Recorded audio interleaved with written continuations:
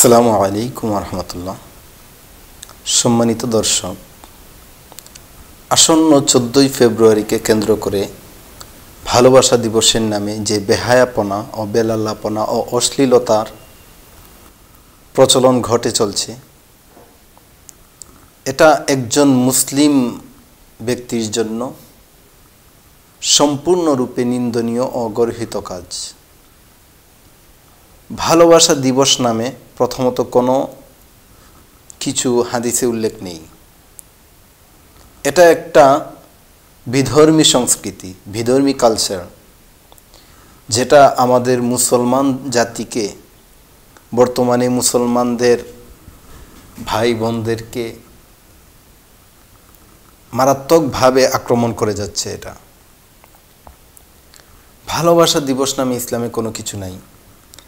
ভালোবাসা, মহব্বত, এটা অবশ্যই অবশ্যই আল্লাহ তাআলার পক্ষ থেকে বিশেষ নিয়ামত, যেটা আমরা পরস্পরকে ভালোবাসার কথা হাদিসে, কোরআনে বিভিন্নভাবে উল্লেখ করা হয়েছে।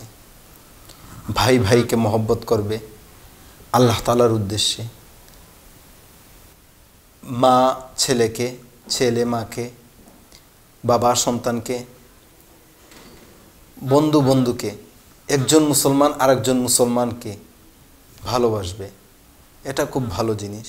স্বামী স্ত্রীকে ভালোবাসবে, স্বামী স্ত্রীর প্রেম, স্বামী স্ত্রীর মধ্যে মহব্বত, এটা আল্লাহ তাআলার বিশেষ নিয়ামত। কিন্তু সমাজে যে প্রেম ও ভালোবাসা নামে যে অশ্লীলতা ছড়িয়ে পড়ছে, এটা সম্পূর্ণরূপে হারাম। আমার যে মুসলমান ভাই বোন আছেন, তাদের প্রতি আমার বিনীত অনুরোধ, এই ভালোবাসা দিবস নামে ইহুদিদের সাজানো, ইহুদিদের পরিকল্পিত এই রকম ষড়যন্ত্র থেকে, ঈমান বিধ্বংসীকারী ষড়যন্ত্র থেকে ফিরিয়ে আসার আপ্রাণ চেষ্টা আমাদেরকে করতে হবে। একজন পুরুষ তার স্ত্রীকে মহব্বত করবে, যত মহব্বত করবে, যত ভালোবাসা প্রদর্শন করবে, বিনিময়ে তার আমলনামায় সওয়াব লেখা হবে। কিন্তু একজন গায়রে মাহরাম পুরুষ যখন ভালোবাসার উদ্দেশ্যে কোনো নারীর দিকে তাকাবে, কথা বলবে, কোনো নারী যখন গায়রে মাহরাম পুরুষের দিকে ভালোবাসার উদ্দেশ্যে, প্রেমের উদ্দেশ্যে তাকাবে, কথা বলবে বা বিভিন্ন কাজে জড়িত হবে, সবগুলোতেই হারাম জড়িত, সবগুলোতেই পাপ এবং গুনাহ লেখা হবে। আল্লাহ তাআলার উদ্দেশ্যে কোনো কিছুকে ভালোবাসা, কোনো নেক বান্দার প্রতি ভালো ধারণা রাখা, ভালো ধারণা পোষণ করা, আল্লাহ তাআলার একজন আমলদার বান্দা, নেককার বান্দা, তাকে আল্লাহ তাআলার উদ্দেশ্যে, যে আল্লাহ তাআলার সন্তুষ্টির উদ্দেশ্যে ভালোবাসবেন, এটা অবশ্যই প্রশংসনীয়। কিন্তু এই ভালোবাসা নাম দিয়ে অশ্লীলভাবে, অসৎ উদ্দেশ্যে কারো প্রতি আকৃষ্ট হওয়া, কারো প্রতি দুর্বল হয়ে যাওয়া, বর্তমানে যেটাকে ক্রাশ বলা হয়, এই ক্রাশ এটাও ইহুদিদের তৈরি একটা শব্দ। এই শব্দ বোমা দিয়ে আমাদের মুসলমানদের ঈমানকে ধ্বংস করে দিচ্ছে। এই জন্য মুসলমান হিসেবে আমাদেরকে আপ্রাণ চেষ্টা করতে হবে ইহুদিদের, বিধর্মীদের যত ধরনের, যত কৃষ্টি কালচার আছে, যত সংস্কৃতি আছে, যত ট্র্যাডিশন আছে, সব কিছু থেকে নিজের ঈমান ইজ্জতকে হেফাজত করা। হাদিস শরীফে আছে, আল মারউ মাআ মান আহাব্বা ইলাইহি, যে যাকে ভালোবাসবে সে তার দিকেই ধাবিত হবে। একজন মুসলমান আরেকজন মুসলমানকে ভালোবাসবে, এটা তো ভালো জিনিস, এটা সওয়াবের কাজ।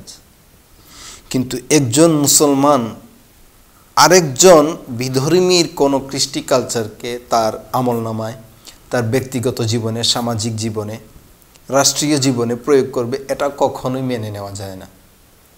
সুতরাং আমার সমস্ত মুসলমান ভাই ও বোনদের প্রতি আবারও বিনীত অনুরোধ জানাচ্ছি, আসন্ন 14ই ফেব্রুয়ারিকে কেন্দ্র করে, ভালোবাসা দিবসকে কেন্দ্র করে, যেখানে কোনো আমলের জন্য, কোনো নফল রোজার জন্য, কোনো নফল ইবাদতের জন্য, কবর জিয়ারতের জন্য বিশেষ দিনকে নিষিদ্ধ করা হয়েছে, সেখানে কোন যুক্তিতে এটা মাথায় আসে যে নির্দিষ্ট দিনকে কেন্দ্র করে ভালোবাসা প্রদর্শন করতে হবে? যারা সামান্যতম বোধ সম্পন্ন ব্যক্তি আছেন, তাদের মাথায় এটা কখনো ধরবে না যে ভালোবাসা দিবস নামে কোনো কিছু আছে, এর মধ্যে এটার সওয়াব নিহিত। এটা কখনোই না। আপনি মায়ের প্রতি ভালোবাসা প্রদর্শন করুন, প্রতিদিন করুন, দিনের যে কোনো এক সময় করুন। আপনি আপনার স্ত্রীর প্রতি ভালোবাসা প্রদর্শন করবেন, আপনার বন্ধুর সাথে মহব্বত প্রদর্শন করবেন, ভাইয়ের সাথে মহব্বত প্রদর্শন করবেন। আপনার যখন সম্ভব হবে, যখন সুযোগ হবে তখন করবেন। এটার জন্য কোনো নির্ধারিত দিন বাধা নেই। এই জন্য আসুন ভাই, আমরা সর্বাত্মক চেষ্টা করি নিজের ঈমানকে হেফাজত করার। আল্লাহ তাআলা আমাকে এবং সবাইকে এই বিষয়ে যথেষ্ট পরিমাণ সহিহ সমঝ দান করুন। ওয়ামা তৌফিকি ইল্লা বিল্লাহ।